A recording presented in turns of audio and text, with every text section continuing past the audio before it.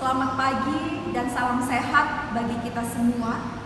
Jumpa lagi dalam program Morning Call GPIB bersama saya, Pendeta Anece Sidabutar, Pendeta Jemaat GPIB Jemaat Immanuel Batam, Ospelkes Nehemia Pulau Udung. Bapak Ibu dan saudara-saudara yang diberkati Tuhan, sebelum kita memulai segala aktivitas kita pada hari ini, marilah kita mendasarinya pada kebenaran firman Tuhan. Mari kita berdoa, memohon bimbingan Roh Kudus. Kami mengucap syukur Tuhan atas kebaikan Tuhan di dalam hidup kami yang telah memperkenankan kami boleh ada pagi hari ini. Tuhan, hari ini kami akan memulai segala aktivitas kami, namun sebelumnya kami akan mendengarkan firman Tuhan yang akan menuntun perjalanan hidup kami.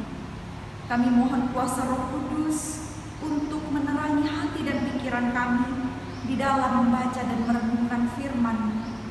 Bersabdalah Tuhan kepada kami semua, kami siap mendengar. Amin. Pembacaan firman Tuhan hari ini tertulis dari Injil Lukas pasal yang kelima, ayat yang ke-17 hingga dengan ayat yang ke-26, dan yang menjadi ayat perenungan kita pada pagi ini. Saya mengajak kita untuk membaca pada ayat yang ke-20. Saya akan membacakannya bagi kita semua.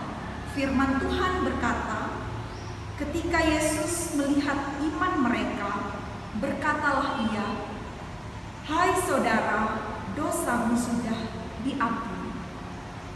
Demikianlah firman Tuhan.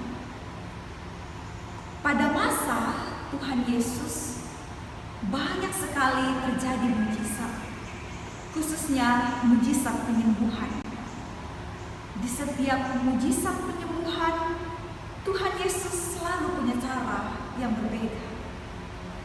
Inilah tanda kepribadian Tuhan Allah yang memberikan otoritasnya kepada Yesus. Tuhan Yesus berkata, "Kepadaku telah diberikan segala kuasa, baik di sorga dan di bumi." Nah, kuasa itu hanya diberikan kepada Yesus. Mari kita melihat dan belajar bersama-sama tentang kisah orang lumpuh yang disembuhkan pada pembacaan firman Tuhan pagi ini. Bapak Ibu, pada saat itu Yesus sedang mengajar. Banyak orang yang datang untuk mendengar pengajaran itu. Dikatakan pada firman Tuhan hari ini, mereka datang dari desa di Galilea dan Yudea dan juga dari Yerusalem. Ada juga beberapa orang Farisi dan ahli Taurat yang mendengarkan pengajaran Yesus. Kemudian dikatakan, datanglah beberapa orang mengusung satu orang lumpuh di atas tempat tidur. Mereka berusaha membawa dia masuk untuk meletakkannya di hadapan Yesus. Karena banyak orang di situ, akibatnya jalan tertutup. Akhirnya mereka ke atap rumah, lalu membongkar atap itu dan menurunkan orang lumpuh itu dengan tempat tidurnya ke tengah-tengah orang banyak, tepat di depan Yesus. Lalu apa yang Yesus katakan ketika melihat hal ini di ayat yang ke-20? Yesus melihat iman mereka dan berkata, "Hai saudara, dosamu sudah diampuni." Bapak, Ibu, dan saudara-saudara yang diberkati Tuhan, melalui ayat 20 ini kita belajar. Yang pertama, iman selalu berbicara tentang 3 hal. Yang pertama, mengenal siapa Yesus yang kita percayai.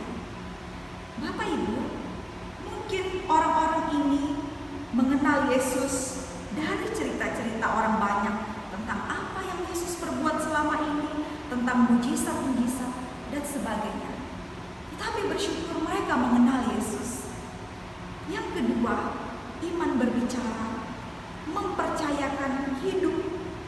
pada Yesus. Orang-orang ini mempercayakan hidup temannya yang sakit pada Yesus, bahwa Yesus adalah yang sanggup untuk menyembuhkan temannya yang lumpuh itu. Nah, yang ketiga, iman berbicara tentang iman yang bertindak. Orang-orang ini bertindak atau melakukan usaha bagaimana caranya untuk bisa sampai pada Yesus membawa temannya yang lumpuh ini. Jadi ada sebuah usaha yang dilakukan oleh orang-orang ini untuk membawa temannya yang lumpuh hingga sampai pada Yesus. Inilah iman. Dia berbicara tentang 3 hal: mengenal siapa yang kita percayai, lalu mempercayakan hidup kita kepadanya, lalu ada sebuah usaha dilakukan atau bertindak. Iman ketiga ini harus berjalan bersama-sama, tidak boleh hanya satu, dia harus berjalan ketiga-tiganya. Itulah iman. Nah, kemudian iman yang mereka punya juga mau menolong orang yang lemah, yakni orang yang lumpuh ini, sehingga apa? Mendapat kesembuhan dari Yesus. Nah, lalu Bapak Ibu, melalui ayat 20 ini kita juga melihat dosa orang lumpuh ini telah diampuni. Berarti Bapak Ibu, penyebab kelumpuhan adalah dosa yang terjadi pada orang ini pada pembacaan firman Tuhan pagi ini. Nah, Bapak Ibu, penyebabnya adalah dosa. Nah, bisa jadi sakit penyakit itu datang karena pola hidup yang tidak baik, atau menyimpan rasa khawatir yang berlebihan, menyimpan dendam yang cukup lama dengan orang-orang yang dibenci sehingga datang sakit penyakit, atau juga makan yang tidak pernah merasa cukup, bahkan merampas hak orang lain.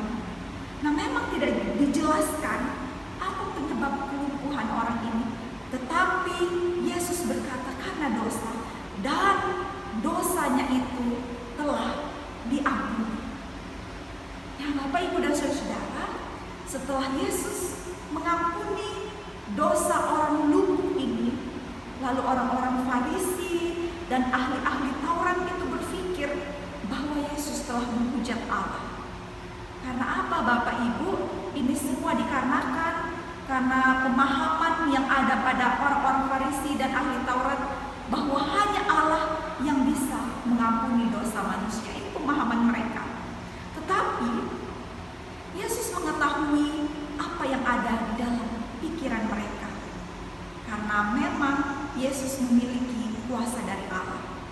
Nah, setelah pikiran mereka itu terjadi, Yesus tahu, dan kuasa dari Allah itu ditunjukkan melalui kesembuhan orang lumpuh. Yesus menyembuhkan orang lumpuh ini dengan bangun dan bangkit dari tempat tidurnya, mengangkat tempat tidurnya dan pulang ke rumahnya sambil memuliakan Allah. Nah, Tuhan Yesus langsung menunjukkan kuasa dari Allah yang dia punya dengan menyembuhkan orang lumpuh ini. Nah, perjumpaan dengan Yesus juga membuat orang lumpuh itu mengalami kesembuhan, baik secara fisik dan juga pada jiwanya. Nah, Bapak Ibu dan saudara-saudara yang diberkati Tuhan, apa yang bisa kita lihat dalam pembacaan tentang kisah orang lumpuh yang disembuhkan oleh Tuhan Yesus? Yang pertama, mari kita tetap beriman teguh pada Yesus yang adalah Tuhan dan Juru Selamat di dalam situasi dan kondisi apapun. Beriman berarti kita mengenal siapa Tuhan kita, Yesus, lalu kita mempercayakan hidup ini sepenuhnya, terserah apa yang Tuhan mau perbuat dalam hidup ini, lalu kita melakukan usaha atau tindakan, melakukan apa yang Tuhan mau di dalam kehidupan kita. Kita beriman teguh pada Yesus, dan biarlah iman yang kita punya ini juga kita pancarkan pada orang-orang di sekeliling kita, terkhusus pada orang-orang yang menderita, sehingga apa? Mereka mengalami pemulihan karena perjumpaannya dengan Yesus. Itu yang pertama, kita tetap beriman teguh pada Yesus yang adalah Tuhan dan Juru Selamat. Yang kedua, mari kita memohon belas kasihan Tuhan untuk mengampuni. Tidak cukup hanya untuk mengampuni, bahkan kita mohon kepada Tuhan, Tuhan melupakan segala kesalahan kita, sehingga kita merasakan pemulihan dan damai sejahtera daripada. Mungkin selama ini ada doa-doa kita yang langsung dijawab Tuhan atas sakit penyakit atau atas pergumulan hidup kita. Kalau doa kita langsung dijawab oleh Tuhan, bersyukurlah untuk hal itu. Mungkin atau juga ada doa-doa kita yang dijawabnya agak lama. Tapi kita juga perlu bersyukur untuk hal itu. Atau bahkan doa kita tidak dijawab sama sekali. Tetapi satu hal, dengan pengampunan yang Tuhan beri bagi hidup kita, itulah yang membuat jiwa kita merasakan ketentraman dan damai sejahtera. Apapun yang terjadi, apakah doa kita langsung dijawab atau dijawabnya agak lama atas sakit penyakit dan pergumulan kita, atau bahkan tidak dijawab sama sekali. Tetapi ketika Tuhan mengampuni segala dosa dan pelanggaran kita, itu sudah lebih dari apapun, karena kita merasakan damai sejahtera. Karena dalam situasi dan kondisi apapun, ketika Tuhan mengampuni segala dosa-dosa kita, maka kasih Tuhan akan senantiasa hadir dalam keadaan apapun. Nah, Bapak, Ibu, dan saudara-saudara yang diberkati Tuhan, hari ini juga kita telah memasuki Minggu Advent yang pertama. Berbahagialah kita yang senantiasa untuk menanti kehadiran Tuhan Yesus yang adalah Tuhan dan Juru Selamat hidup kita. Tuhan memberkati kita. Amin. Bapak, Ibu, dan saudara-saudara yang diberkati Tuhan, demikianlah firman Tuhan. Mari kita berdoa.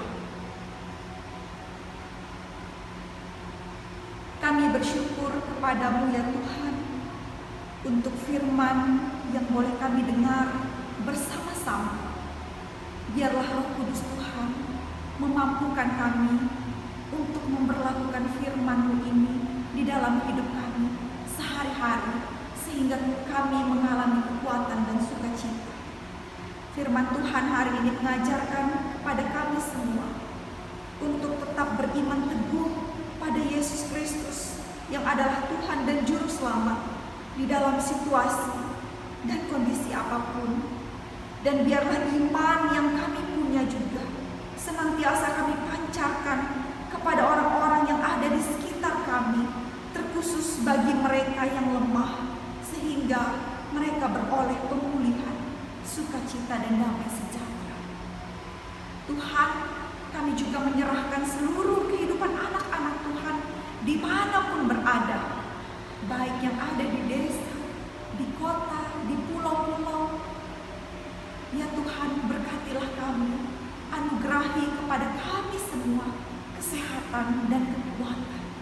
Jaga dan lindungilah kami senantiasa di dalam cinta kasih. Tuhan, kami berdoa bagi mereka yang saat ini bergumul dengan kehidupan karena sakit penyakit yang mereka alami, karena pergumulan, beban hidup yang mereka alami. Mari Tuhan, Engkau kuatkan dan pulihkan mereka. Pakai kami menjadi saluran berkat bagi orang-orang yang menderita. Kami serahkan juga seluruh hidup ini dalam setiap pekerjaan, aktivitas, dan pelayanan kami hari ini ke dalam tangan pengasihan. Ampunkanlah dosa dan pelanggaran kami.